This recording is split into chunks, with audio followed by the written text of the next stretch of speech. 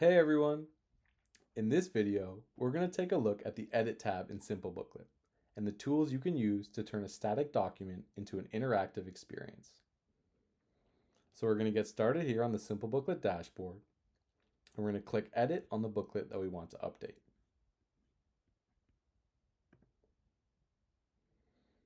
As you can see, the Edit tab opens with your toolbar on the left, your current page in the middle, and quick editing tools across the top. The left-hand toolbar is where you'll find the elements you can add to your pages. Things like hotspots, buttons, images, videos, audio, text. You can also drop in stickers. We have some animated ones, which are pretty cool. You can build forms with our form builder and form templates. You can embed outside content with code. Manage your pages. Add ones, rearrange them, delete them.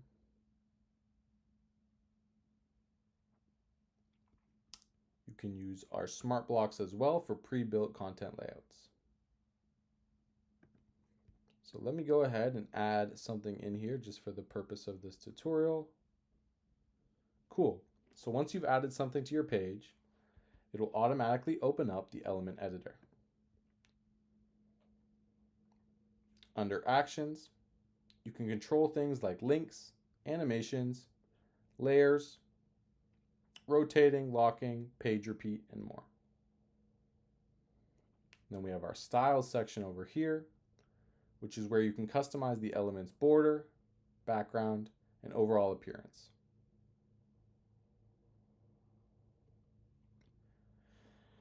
And then we have quick tools in the top right here, that let you add a new page, switch to outline view, turn on snap to grid, or open the element editor. You can also use notes to leave yourself reminders while you work. And these are only visible to you and never appear in your published booklet. The Edit tab is where you can add the interactive content that gives readers more ways to engage with every page. And that's it for this video. Make sure to check out our other tutorials for more ways to get the most out of Simplebooklet. Thanks for watching.